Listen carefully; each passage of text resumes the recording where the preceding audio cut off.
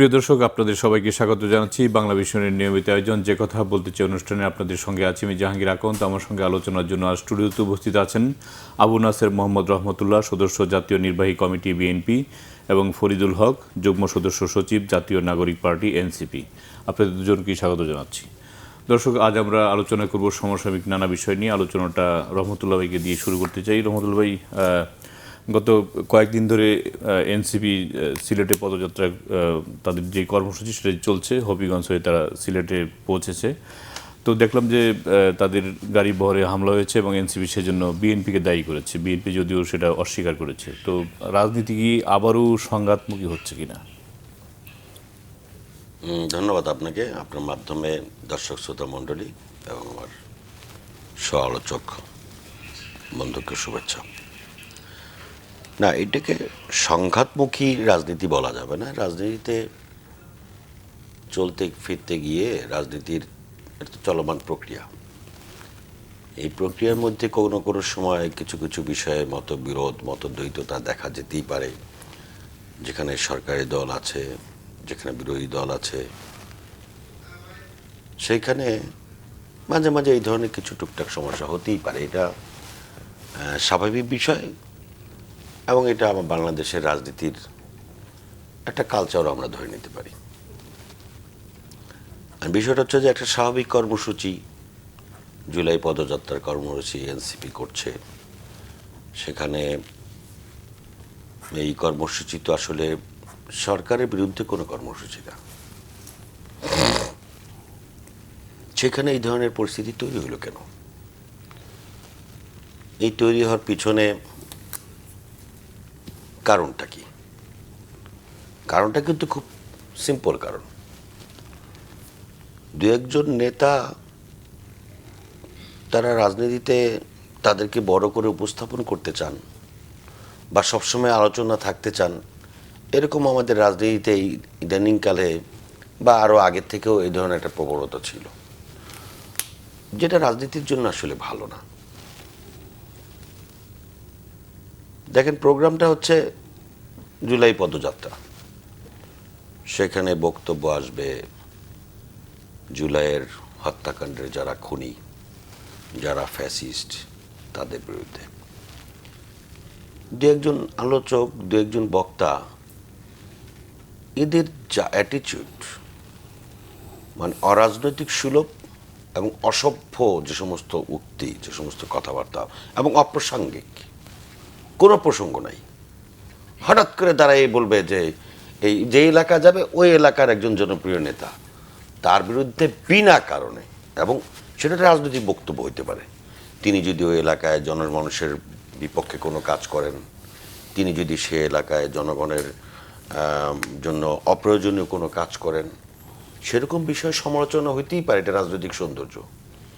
কিন্তু আমার যিনি রাজনৈতিকভাবে এই কিছুদিন পূর্বেও যারা আমরা জুলাইয়ের যে আন্দোলন, এই আন্দোলনের পক্ষের ফ্যাসিবাদ বিরোধী যে শক্তি, সেই শক্তির মধ্যেও সরকারি দল বিরোধী দল আছে, তাদের মধ্যে আলোচনা সমালোচনা থাকবে, একজন আরেকজনের সমালোচনা করবে। এই সমালোচনা শোনা তো গণতন্ত্রের একটা পার্ট, আর বিএনপিতে এই সমালোচনা শুনে অভ্যস্ত। দেখেন, হঠাৎ করে আপনি যেই এলাকায় গেছে, আমি নাম নাই বললাম, প্রতিটা এলাকায় গিয়ে ওই দু একজন, এবং এগুলি আসলে কি বলেন, কোনো ভদ্রলোক কানে শুনেও ইয়ে করতে পারেন। এখন রাস্তা দিয়ে যাচ্ছে একটা পপুলার নেতা, তার বিরুদ্ধে এইরকম অসংলগ্ন কথাবার্তা বলার পরে এটা ধরেন এক ধরনের কি বলে, ক্রিয়া প্রতিক্রিয়ার মধ্যে পড়েছে। যদিও আমি এটাকে কোনো অবস্থায় মনে করি না যে এটা সঠিক কাজ। যে ধরনের কথাই বলুক, ভাষাগতভাবে প্রত্যেকের সংযত হওয়া উচিত, এবং একজন কথা বললেই তাকে আঘাত করতে হবে, তাকে বেইজ্জতি করতে হবে, এটার পক্ষ আমি না। এবং এটাকে সংঘাতমুখী বলার কোনো কারণ নেই। আজকে তো আমি যে সহকর্মী এনসিপির বন্ধু আমার পাশে আছে, আসছে, কথা হয়েছে, আবার কথা হবে, দেখা হবে, সেখানে আমাদের কোনো সমস্যা নেই। আপনার কাছে আসছি, সেটা হচ্ছে যে মূল অভিযোগটা হচ্ছে নাসিরউদ্দিন পাটোয়ারির বিরুদ্ধে, এবং নাসিরউদ্দিন পাটোয়ারি সবসময়ই রাজনৈতিক শিষ্টাচারের বাইরে গিয়ে আক্রমণাত্মক, কিছুটা কুরুচিপূর্ণ, অনেকের ভাষায় অশ্লীল অশ্রাব্য ভাষায় গালাগালি মানে কথাবার্তা বলেন, এবং এমনকি তিনি প্রধানমন্ত্রী এবং তার পরিবারকে নিয়েও কথা বলতে মানে ছাড়েন না। তো এখন এত কিছু হওয়ার পরই সারা দেশেই যাকে নিয়ে এত সমালোচনা, এনসিপি তার বিরুদ্ধে ব্যবস্থা নেয় না কেন? এনসিপি কি তাতে সায় আছে, এটাই বোঝা যায়। জি, ধন্যবাদ আপনাকে। এইটা একটা দারুণ প্রশ্ন, এনসিপি কেন তার বিরুদ্ধে ব্যবস্থা নেয় না। এবং এই ধরনের একটা প্রশ্ন, মানে এই ধরনের একটা কি বলে কমেন্টস আজকে আমি দেখলাম হাইব্রিড বিএনপি, নব্য বিএনপি হয়েছে, যে রাশেদ খান সরকারি প্রোটোকল নিয়ে এই ধরনের একটা কথা বলল যে নাসিরউদ্দিন পাটোয়ারি স্যার আপনারা যান, তাহলে বিএনপি সহযোগিতা করবে। তার মানে কি যে নাসিরউদ্দিন পাটোয়ারি সহ থাকলে যে হামলা করা হবে এইটা কি প্ল্যান্ড? রাশেদ খান কি এইটার মানে কি বলে এই মেকানিজমের অংশ? এটা কিন্তু একটা প্রশ্ন দাঁড়ায় যায় তখন। হ্যাঁ, এবং হচ্ছে যে রাশেদ খান যেভাবে ধরেন নাসিরউদ্দিন পাটোয়ারিকে বিভিন্ন জায়গাতে বিভিন্ন সময় আপনি জানেন যে যেই ভাষায় আক্রমণ করেছে, কিংবা ধরেন জামাতকে নিয়ে, বিএনপিকে নিয়ে, এনসিপিকে নিয়ে যে মাত্রায় সে আক্রমণ করে, এইটা কি এরকম যে তাহলে বিএনপির যারা মানে কি বলে যে ভদ্রলোক নেতা যারা, তারা যেগুলো বলতে পারছে না সেগুলো রাশেদকে দিয়ে বলানো হচ্ছে, এই জন্যই তাকে প্রমোশন দিয়ে প্রধানমন্ত্রীর বানানো হয়েছে, রাজনৈতিক সচিব বানানো হয়েছে। এইগুলো কিন্তু প্রশ্ন রয়ে যায়। এখন এখন মানে আপনি আপনার বক্তব্যের জায়গায় আসি, শালীন অশালীন এটা কে ঠিক করে দিবে? শালীন অশালীন নিশ্চয়ই ক্ষমতাসীন দল কোনো একটা লিস্ট ঠিক করে দিবে না, যে আমরা এই শব্দ বলতে পারবো, এই শব্দ বলতে পারবো না। এবং সেটা ছাত্র দলের নেতারা রড হাতে নিয়ে চোখ উপড়ে ফেলে এটা নিশ্চয়ই মানে নির্ধারণ করবে না। যে তাদেরকে তো আমরা হেডমাস্টারের দায়িত্ব দেইনি যে কার ভাষা শালীন কার ভাষা অশালীন, এটা এই দায়িত্ব আমরা তাদেরকে দেইনি। খুব সিম্পল। আরেকটা ব্যাপার হচ্ছে যে মানে ভাষা, কথা, এইটার ধরেন তিনটা দিক আছে। একটা হচ্ছে ভুল, আমি ভুল করে একটা শব্দ বললাম। আর হচ্ছে আমি এমন একটা শব্দ বললাম যেটা অন্যায়। আর হচ্ছে আমি এমন একটা শব্দ বললাম যেটা অপরাধ। খেয়াল করেন, যেটা আমি ভুল বললাম, যদি আমি এটা ভুল মনে করি আমি এটা শুধরে নিব। যেটা অন্যায় কিন্তু এটা অপরাধ না, মানে এটা লিগ্যাল ফ্রেমের মধ্যে পড়বে না। সেটা হচ্ছে সামাজিকভাবে, সামাজিক কালচার অনুযায়ী, ধর্মীয় অনুশাসন থেকে অনেক শব্দ আমরা ব্যবহার করতে পারি না। সেটার জন্য আমি নিন্দিত হব, আপনি আমাকে নিন্দা করবেন, সামাজিকভাবে আমাকে নিন্দা করবেন। আর একটা হচ্ছে যে এমন ধরনের আমি শব্দ ব্যবহার করলাম যেটা একজনের মানহানি হলো, যেটা লিগ্যাল অ্যাসপেক্টে পড়ে, সেটা অপরাধও যদি হয়, কেউ যদি ভাষা ব্যবহার করে, শব্দ ব্যবহার করে অপরাধও করে, আপনি মামলা করেন। আপনি হামলা করছেন কেন? পেটাচ্ছেন কেন? একটা ছোট বাচ্চার চোখ কেন উপড়ে ফেলছেন? সো ব্যাপারটা হচ্ছে যে আপনি হামলা করার পরে, এবং মানে এই যেভাবে হামলা হয়েছে, একেবারে লাগাতার প্ল্যান করে লাগাতার যেভাবে হামলা হয়েছে, 144 ধারা দেওয়া হয়েছে, এবং ধরেন জেলায় জেলায় হামলা হয়েছে, এবং জেলায় জেলায় আমাদের নেতাকর্মীদেরকে ফোন দিয়ে বলা হয়েছে রাস্তায় নামবি না, রাস্তায় নামলে পিটাবো, এই ধরনের এটা বলা হয়েছে। এইটা মানে এইটার কোনো ধরনের যদি কিন্তু দিয়ে এটাকে আপনি জাস্টিফাই করতে পারবেন না। কোনো ধরনের যদি, মানে আপনি যদি ডেমোক্রেসি চান, ডেমোক্রেটিক রাষ্ট্র চান, আপনাকে কথা শুনতে হবে। পৃথিবীর বহু দেশে পার্লামেন্টে দাঁড়িয়ে এর থেকে ভয়ঙ্কর শব্দ উচ্চারণ করা হয়। এখন দেখেন নাসিরউদ্দিন পাটোয়ারিকে নিয়ে ধরেন এত নাসিরউদ্দিন পাটোয়ারি কী করছে? কারো মাথায় বাড়ি দিছে, কাউকে খুনের হুমকি দিছে, দুর্নীতি করছে, চাঁদাবাজি করছে, টাকা পয়সা লুটপাট করছে, ব্যাংক দখল করছে, গুম খুন করছে? কোনো কিছুই তো করে নাই, শুধু কথা বলছে। একটা হচ্ছে যে ধরে নিলাম নাসিরউদ্দিন পাটোয়ারি যা বলছে সব মিথ্যা। সব যদি মিথ্যা, আপনি সহ্য করতে অসুবিধা কী? মানুষই তো তাকে রেলেভেন্ট করে দেবে। কিন্তু যেই জায়গাগুলো নিয়ে নাসিরউদ্দিন পাটোয়ারির কথা বলেছেন, প্রধানত চাঁদাবাজি, দখলদারি, ঋণ খেলাপিদেরকে সংসদে নেওয়া, মাফিয়াগিরি, এগুলোর বহু কথা বিএনপির লোকেরাই বলেছে। যেমন ধরেন আমি আপনার একটা উদাহরণ দিই। প্রথম যখন ধরেন মানে এই আক্রমণটা আমাদের উপরে আসলো গত বছর জুলাই পদযাত্রা, আমি নিজে ওইখানে ছিলাম, আমার স্পষ্ট মনে আছে। কক্সবাজারে গিয়ে নাসিরউদ্দিন পাটোয়ারি সালাউদ্দিন সাহেবকে নিয়ে একটা বক্তব্য দিলেন। সালাউদ্দিন সাহেবকে সম্ভবত গডফাদার বলেছিলেন। গডফাদার তো অনেক অর্থে বিস্তৃত, আমি জাস্ট 1 মিনিটে বলি। অসুবিধা নেই। কয়েকদিন আগে হচ্ছে যে এই যে ব্যক্তিগত আক্রমণ, কয়েকদিন আগে বিএনপির আরেকজন নেতা জয়নাল আবেদিন ফারুক, উনি বললেন যে ইয়াবার ব্যবসা এখন আওয়ামী লীগের নেতাদের থেকে বিএনপির নেতাদের কাছে এসেছে। এই বিএনপি নেতা কারা? তাদেরকে কে শেল্টার দিচ্ছে? কক্সবাজার কার জেলা এবং কে স্বরাষ্ট্রমন্ত্রী? আমরা কাকে গডফাদার বলবো? এখন এইটা বলা যদি অপরাধ হয়, জেলে নেন, মামলা দেন, কোনো অসুবিধা নেই। তার মানে আমি যে প্রশ্নটা আপনি করেছিলেন যে এনসিপি সায় আছে কিনা, তার মানে সায় আছে। না না, প্রত্যেকের বাচনভঙ্গি তো আলাদা, প্রত্যেকের বলার ধরন আলাদা। আমরা যে ইস্যুগুলো নিয়ে কথা বলছি পাটোয়ারির সেগুলো তো বাচনভঙ্গি হচ্ছে। কি ঠিক আছে? ঠিক বেঠিকের বিষয়টা এটা আপনি কি দিয়ে ইয়ে করবেন, বেসিস মানে না, ঠিক আপনার করবেন কানে কি দিয়ে? মানে কোনটা- মানে যেই সমাজে যেই রাষ্ট্রে ধরেন মনে করেন যে বিএনপি নিজেদের অন্তর্কন্দলে 2 বছরে 300 মানুষ খুন করছে, বিএনপি নেতাকর্মীদের হাতে খুন হয়েছে, প্রত্যেকটা জায়গাতে ধরেন প্রত্যেকটা চাঁদাবাজির পয়েন্ট ধরেন যেগুলো আওয়ামী লীগ করতে সেগুলো এখন বিএনপি দখল করছে। আমি যে আস্তে আস্তে একটা জায়গায় দেখলাম আপনার মেঘনাতে কোনো একটা জায়গাতে মাছের ঘাটে, যেখানে আগে কখনো চাঁদা ছিল না, ওইখানে আন্দোলন করতেছে, ওইখানে ধরেন বিএনপির লোকেরা গিয়ে এখন চাঁদা নিচ্ছে। তো এইগুলো নিয়ে আপনি কথা বলবেন না? মানে ওইগুলো ধরেন, ওইগুলো নিয়ে আপনি কিভাবে বলবেন? সুন্দর করে বলবেন, ভাই আপনারা এটা করেন না, এরকম সবাই তো না, এভাবে কথা তো- বলবে না। না, এই যে সবাই তো এভাবে বলবে না। বক্তব্য তো আপনিও দেন, আপনাদের সবার তো একই রকম না, নাহিদ বক্তব্য ইসলামও হবে দেয়। না তো। আমার কথা বিএনপির এরকম বহু নেতারা এরকম বক্তব্য দেয়। আচ্ছা, সব বাদ দেন, বিএনপি নেতাদের কথাও বাদ দেন। সাংবিধানিক ধারাবাহিকতার নামে যেই মহান রাষ্ট্রপতি চুপ্পুকে রাখার জন্য বিএনপি এত ইন্তজাম করলো 2 বছর ধরে, এত ইন্তজাম, আপনি তার অন্তত গোটা ডজনখানেক ভিডিও বের করতে পারবেন বিএনপির সর্বোচ্চ 3 জন নেতাকে নিয়ে সে কী ভাষায় আক্রমণ করেছে। শহীদ প্রেসিডেন্ট জিয়াউর রহমান, বেগম খালেদা জিয়া, তারেক রহমান। আপনি দেখেন, আপনি এটা সহ্য করেছেন না, এবং তাকে রাখার জন্য আপনি তো জীবন দিয়ে দিয়েছেন পাল্লে তাকে রাখার জন্য। তাহলে এখন আপনি নাসিরউদ্দিন পাটোয়ারির কথা আপনি সহ্য করতে পারেন না কেন? আরেকটা জিনিস হচ্ছে, যখন আপনি গণতান্ত্রিক রাষ্ট্রে ক্ষমতায় যাবেন তখন মানুষের কথা, বিরোধীদের কথা হজম করার মতো আপনার ওইটুকু ধৈর্য শক্তি লাগবে। কেন? কারণ হচ্ছে আপনি ক্ষমতায় গেছেন, গিয়ে আপনি যে গাড়ি চালাচ্ছেন, যে অফিসে এসির মধ্যে বসে অফিস করছেন, হেয়ার রোডের যে বাসায় থাকতেছেন, এবং যে পুলিশ প্রোটোকল সহ যা নিচ্ছেন, সব পাবলিকের ট্যাক্সের পয়সায় হচ্ছে। আপনাকে এটা হজম করতে হবে। পাবলিক এটা বলবে, যতক্ষণ পর্যন্ত আমি কোনো রাষ্ট্রীয় দায়িত্ব নিচ্ছি না ততক্ষণ পর্যন্ত আমি জনগণের একটা অংশ, আমার কথা আপনাকে শুনতে হবে, সেটা আপনার যতই খারাপ লাগুক। জি রহমতুল্লাহ, যতই খারাপ লাগুক কথা শুনতেই হবে। যতই খারাপ লাগুক কথা শুনতে তো অসুবিধা নেই, কথা তো শুনছি আমরা, আজকে থেকে না, 1.5 বছরে ব্যাকড বাই এনসিপি জামাতের সরকারের আমল থেকে কথা শুনতে শুনতে তো এই পর্যন্ত। আপনি তো তার কাছ থেকে বের করতে পারেন নাই যে নাসিরউদ্দিন পাটোয়ারির এই ভঙ্গিমা, এই ভাষা, এই শব্দ, এগুলি কি সে সমর্থন করে কিনা। সমর্থন করলে ডাইরেক্ট বলতো সমর্থন করি, আবার অসমর্থন করা যায় না, যেহেতু এরকম 2-1 লাগে একটু নাম দাম ছড়ানোর জন্য, এটা আওয়াজ তোলার জন্য লাগে, সেই জন্য হয়তো পরিকল্পিতভাবেই তাকে ছেড়ে দেওয়া হয়েছে মাঠে, যে ঘেউ ঘেউ করার জন্য তো কিছু দরকার আছে, ঘেউ ঘেউ প্রবক্তা হিসেবে লাগে।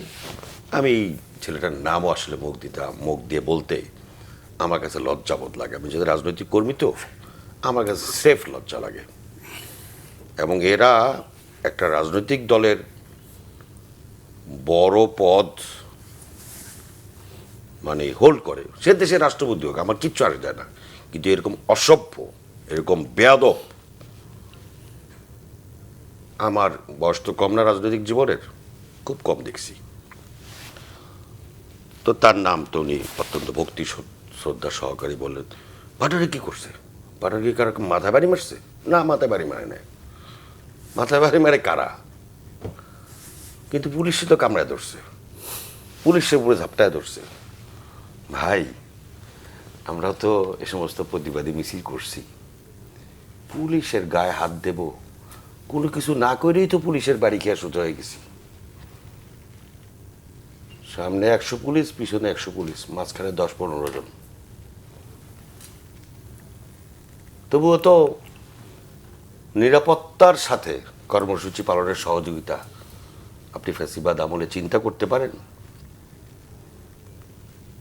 ওই যে ঘেউ ঘেউ মার্কা লোকজন তোর মধ্যে ছিল। এটাই হচ্ছে কথা শোনা, শুনতে হচ্ছে। সরকারে থাকলে ধৈর্য সহকারে কথা শুনতে হয়, এটা সেই কারণে শুনছে। আর না হলে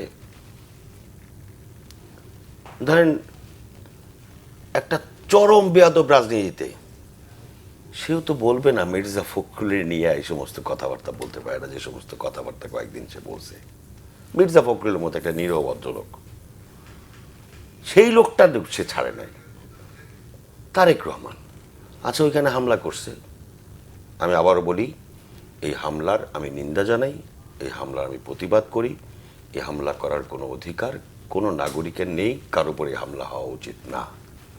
এবং এই হামলার সঙ্গে যারাই জড়িত তাদেরকে খুঁজে বের করে দৃষ্টান্তমূলক শাস্তির আওতায় আনা উচিত। আমি একজন রাজনৈতিক কর্মী হিসেবে আমি এটা, কিন্তু আপনি এই হামলার পরেও আপনি দেখবেন যে এমন এমন অঙ্গভঙ্গি করা হয়, মনে হয় যে তার মাথায় একটা বাড়ি পড়ে না কেন, চাচ্ছে একটা ইচ্ছাকৃতভাবে একটা পরিস্থিতি তৈরি করা, যে এই পরিস্থিতিটাকে কেন্দ্র করে আবার কিছুদিন আউকা করে রাজনীতিতে জীবিত থাকা যায়। তো এটা এখন আমি বললাম ওই যে পাটারি কারো মাথায় বাড়ি মারে নাই, কিন্তু সে প্রতিনিয়ত যা করছে তা রাজনৈতিক শিষ্টাচারের উপর বারবার বাড়ি মারা হচ্ছে, বারবার আঘাত করা হচ্ছে। এবং এই ধরনের রাজনৈতিক শিষ্টাচার যদি চলে তাহলে ফ্যাসিবাদ বিরোধী যে ঐক্যের কথা আমরা বলি, ফ্যাসিবাদ বিরোধী যে শক্তির কথা বলি, ফ্যাসিবাদ বিরোধী সেই শক্তি ক্ষতিগ্রস্ত হবে, ফ্যাসিবাদ বিরোধী ঐক্য আরও দুর্বল হবে। রাষ্ট্রপতির প্রসঙ্গে আলোচক একটা কথা বলছেন, এটা একটু বলতেই হয়। রাষ্ট্রপতি রাখার জন্য নাকি জীবন দিয়ে ফেলেছে বিএনপি। ভাই, কোথায় জীবন দিয়েছে আমি তো বুঝি না। এই আলোচনায় আমরা আসবো, আমরা বিরতি নিয়ে আসি। জি, প্রিয় দর্শক, নিচ্ছি ছোট্ট একটি বিরতি, সঙ্গেই থাকুন, ফিরছি কিছুক্ষণ পর।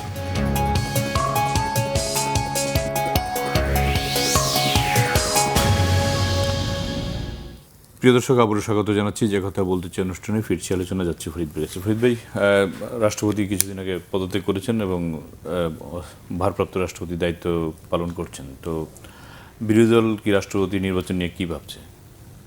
রাষ্ট্রপতি নির্বাচনের ব্যাপারটা তো পর, আমরা তো যে পদত্যাগ করছি কিংবা যাকে সরিয়ে দেওয়া হয়েছে, আগে তার গ্রেফতার দাবি করছি এবং সে অনেকগুলো অপরাধের সাথে জড়িত, অনেকগুলো অপরাধের অভিযোগ তার বিরুদ্ধে আছে। ইসলামী ব্যাংক দখল প্রক্রিয়ার সাথে সে যুক্ত ছিল, সেখানে কী পরিমাণ দুর্নীতি হয়েছে, তার বিদেশে সম্পত্তির খবর শোনা গেছে, বিদেশি পাসপোর্টের খবর শোনা গেছে।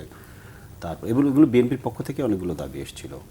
এরপরে আর একটা জিনিস, আরেকটা গুরুত্বপূর্ণ জায়গা যেটা, সেটা হচ্ছে যে সে যে সময়ে দুর্নীতি দমন কমিশনের কমিশনার ছিলেন, ওই সময় কিন্তু বেগম খালেদা জিয়ার বিরুদ্ধে ওই যে জিয়া অরফানেজ ট্রাস্ট মামলাটা হয় এবং ওই মামলাতেই কিন্তু ওনাকে পরে জেলে নেওয়া হয় এবং ওনার বলা চলে যে আমরা যেটা মনে করি যে ওনার জীবনের শেষ অংশে যে ওনার উপরে যে জুলুমটা, এই জুলুমটা কিন্তু ওই মামলা ওই জেলের মধ্য দিয়ে হয়।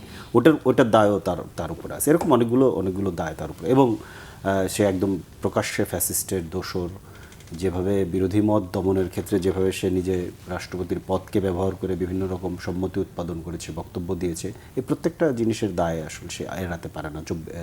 24 সালের যে ডামি নির্বাচন, ওই সময় সে পদে ছিল, তো অনেকগুলো দায় তার উপরে আছে।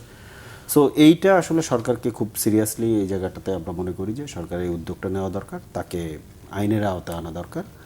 এবং ওই যে রাষ্ট্রপতি হিসেবে তো দায় মুক্তিও দেওয়া আছে, ওটা যতক্ষণ সে পদে ছিল, তার আগে পরে যে অপরাধ, সেটার দায় মুক্তি তো সে পাবে না।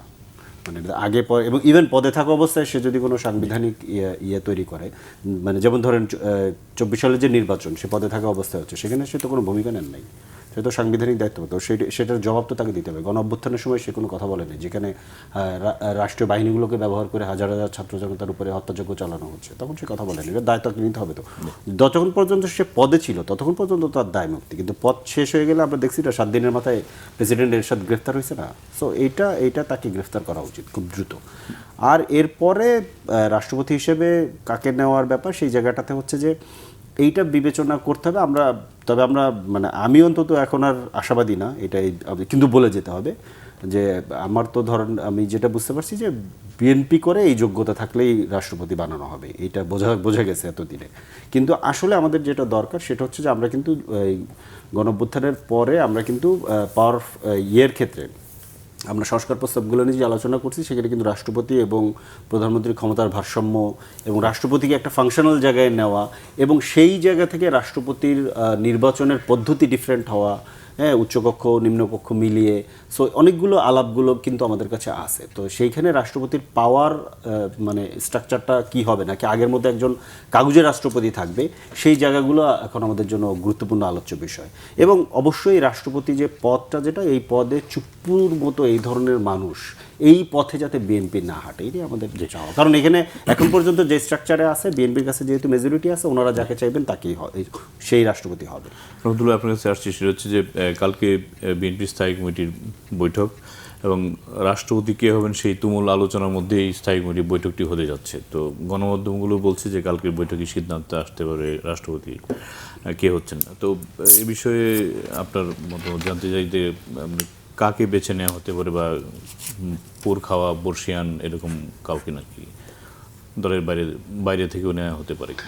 আমি আপনার রাষ্ট্রপতি ইস্যুতে যাওয়ার আগে আমার দুটো বিষয় একটু ছোট আমরা অনেকগুলি, হ্যাঁ ছোট করেই, কিন্তু যে আমার সহকর্মী বললেন যে এই শালীন অশালীন কে ঠিক করে দেবে, এটা নিয়ে আমরা ওটা খুব মানে শালীন অশালীন এটা তো বোঝার জন্য খুব বড় উচ্চ ডিগ্রি সম্পন্ন লোক হওয়ার দরকার নেই। বলছে ভুল অন্যায় অপরাধ, ভুল যদি হতো ভুল স্বীকার করলে সেটা বোঝা যেত সে অন্যায় করেছে এবং অপরাধ করেছে, বারবার করে যাচ্ছে একের পর এক, এবং এটা অপরাধ মারাত্মক লেভেলের অপরাধ, মানে এই সমস্ত ভুলের কোনো হয় না। আবার বলছে কি মামলা করুক, ভাই মামলা মানে কি? জিডি করলেই তো আপনারা সারা দেশ কাঁপায় ফেলান, কি এই যে কথা বলার স্বাধীনতা নাই, এগুলি রাজনৈতিক স্ট্যান্ডবাজি। এই সমস্ত স্ট্যান্ডবাজি করার দরকার নেই। রাষ্ট্রপতির বিষয়ে আপনি আমাকে যেটা জিজ্ঞেস করেছেন সেটা হচ্ছে যে আমি যেহেতু বিএনপি করি, বিএনপির অতীত ইতিহাসের আমরা দেখেছি যে যারা রাষ্ট্রপতি হয়েছেন তাদের ডিগনিটি নিয়ে প্রশ্ন খুব একটা ওঠে নাই। ধরেন শাহাবুদ্দিন সাহেব বা আব্দুর রহমান বিশ্বাস সাহেব, যে এই যে মানুষগুলো, সেগুলির ব্যাপারে আমার মনে হয় না বিরোধী দল হতাশ হবে। নিশ্চয়ই একজন ভালো মানুষ রাষ্ট্রপতি নির্বাচন করবেন, এইটা আমার প্রত্যাশা। এবং কালকের স্ট্যান্ডিং কমিটিতে এটা আলোচনা বলছে, বাট আমার মনে হয় না যে স্ট্যান্ডিং কমিটিতে এত তাড়াতাড়ি এটা খুব চূড়ান্ত কিছু হয়ে যাবে, সেটাও আমি মনে করি না। কিন্তু ওনারা হতাশ হবেন না, একজন ভালো মানুষ অবশ্যই। যেরকম স্পিকার নিয়ে ওনারা হতাশ হননি, রাষ্ট্রপতি নিয়ে ওনারা হতাশ হবেন না, এটা আমি বিশ্বাস করতে চাই। আর রাষ্ট্রপতির যে বিষয়গুলি এসছে সেটা আমি এক দাগে মনে করি যে চুপু আগাগোড়ায় একজন ফ্যাসিস্টের দোসর ছিল নিঃসন্দেহে, কিন্তু যেই সময়টাতে এই এনসিপি জামাত সাধারণ জনতার নাম করে তাকে যেভাবে সরাতে চেয়েছিল, সেই সময়টাতে নিশ্চিত একটি সাংবিধানিক সংকট তৈরি করে দেশে একটা অস্থিরতা তৈরি করার জন্য ওই প্রচেষ্টা ছিল। সেই প্রচেষ্টাটা বিএনপির বিচক্ষণতার কারণে ভণ্ডুল হয়েছে এবং জাতি রক্ষা পেয়েছে। এবং সেই চুপ্পুই কিন্তু মুখ দিয়ে তার আদর্শকে ফ্যাসিবাদ হিসেবে সাক্ষী দিয়েছে, এটা জাতির বড় অর্জন। এবং তার বিদায়ের পরে তাকে আগে এবং পরের জন্য যে কোনো বিষয় বিচার হতেই পারে, এ ব্যাপারে আমার কোনো আপত্তি নেই। ফরিদ ভাই, আপনার কাছে আসছি যে অন্য একটা বিষয়, সেটা হচ্ছে যে আজকে গণমাধ্যমগুলো যেটা সংবাদ আসছে যে ভারতের ভূখণ্ড ব্যবহার করে শেখ হাসিনা কোনো রাজনৈতিক কর্মকাণ্ড চালাতে পারবে না বলে ভারতীয় সংসদের পররাষ্ট্র বিষয়ক স্থায়ী কমিটিকে জানিয়েছে নরেন্দ্র মোদী সরকার। তো এই বিষয়টা আপনার মন্তব্য শুনতে চাই আমরা শেষের দিকে। এক মিনিট। রাজনৈতিক কর্মকাণ্ডের মধ্যে তো আওয়ামী লীগ নাই। আওয়ামী লীগ একটা সন্ত্রাসী কর্মকাণ্ডের মধ্যে আছে একদম অনেক আগে থেকেই। গত 2 বছরে তারা ভারতের ভূখণ্ড ব্যবহার করে একদম একটা মাফিয়া সিন্ডিকেট যেভাবে কাজ করে সেভাবে শেখ হাসিনা নিজে একাধিকবার বক্তব্য দিয়েছেন। তার ভিডিও মানে অডিও রেকর্ড এসেছে আমাদের সামনে, সে মিডিয়াতে কথা বলেছে, সেগুলো করা হয়েছে, পাবলিশ করা হয়েছে। এগুলো কোনোটাই ভারতীয় সর্বোচ্চ অথরিটির নির্দেশ ছাড়া কিংবা গ্রিন সিগন্যাল ছাড়া এগুলো হয়নি। এবং আপনি এখনও দেখবেন আওয়ামী লীগের বহু নেতা কলকাতা, দিল্লিতে বিভিন্ন জায়গাতে বাসা নিয়ে, অফিস নিয়ে তারা বাংলাদেশের বিরুদ্ধে ষড়যন্ত্র করতেছে এবং বাংলাদেশে সন্ত্রাসী কার্যক্রম উস্কে দিচ্ছে। সো শব্দটা যেটা আমি এটার মাধ্যমে আমি আসলে দিল্লি সরকারকে যেটা বলতে চাই যে আওয়ামী লীগ আপনাদের ভূখণ্ডে বসে, আপনাদের ভূখণ্ড ব্যবহার করে বাংলাদেশের সন্ত্রাসী কার্যক্রম করতেছে, এইটা আপনারা শক্ত হাতে দমন করেন। নাহলে বাংলাদেশের মানুষের সাথে ইন্ডিয়ার মানুষের যে সম্পর্ক, এই সম্পর্ক ক্রমাগত আরও খারাপ হবে এবং দিল্লির সাথে ঢাকার যে বাজে সম্পর্ক, এই সম্পর্ক আরও তলানিতে যাবে। আমরা এটা এইভাবে চাই না। ভারত কি কিছুটা অনুধাবন করতে পেরেছে যে শেখ হাসিনার কারণে দু দেশের সম্পর্কের কিছুটা চিট ধরেছে বা সম্পর্ক? আমার মনে হয় যে গত 2 বছর তাকে আশ্রয় দিয়েছে, এটাও ভারত সঠিক করে নাই। কারণ ভারত তো আমাদের প্রতিবেশী রাষ্ট্র, তাদের সঙ্গে ওই দেশের জনগণের সঙ্গে এই দেশের জনগণের সম্পর্ক থাকবে, ওই দেশের সরকারের সঙ্গে এই দেশের সরকারের সম্পর্ক থাকবে। মাঝখানে এই দেশ থেকে যারা বিতাড়িত হয়েছে, যারা অপসারিত হয়েছে, যারা পালিয়ে গিয়েছে, তাদেরকে আশ্রয় দিয়েছে, এটা একটা ভুল হয়েছে। তারপরে ওখান থেকে তাদেরকে যেভাবে অ্যাক্টিভিটি চালানোতে দেওয়া হয়েছে, এটা যে তারা আসলেই এটা সঠিক না, একটা রাষ্ট্রের জন্য এটা কোনো অবস্থায় সঠিক কাজ না, এটা আমার মনে হয় কিছুটা হলেও তারা অনুধাবন করেছে। এবং এই যে নির্দেশনাটা এসছে, এই নির্দেশনাটা যাতে আইওয়াশ না হয়, বাস্তবিক অর্থেই যাতে শেখ হাসিনা এবং সন্ত্রাসীরা যারা আছে তার সঙ্গভঙ্গ, তারা যাতে এই দেশের রাজনৈতিক কর্মকাণ্ড ও দেশে বসে না করতে পারে, ওই ভূখণ্ড ব্যবহার করে এই দেশের বিরুদ্ধে ষড়যন্ত্র করতে না পারে, সেই ব্যাপারে শেখ হাসিনাকে ভারতকে আরও সতর্ক থাকা উচিত। আপনাদের দুজনকে অসংখ্য ধন্যবাদ জানাচ্ছি। আমরা শেষ প্রান্তে, প্রিয় দর্শক, আজ এ পর্যন্তই। ভালো থাকবেন, সুস্থ থাকবেন, সে প্রত্যাশায় আজকের মতো এখানে বিদায় চাইছি। সঙ্গে থাকার জন্য ধন্যবাদ সবাইকে।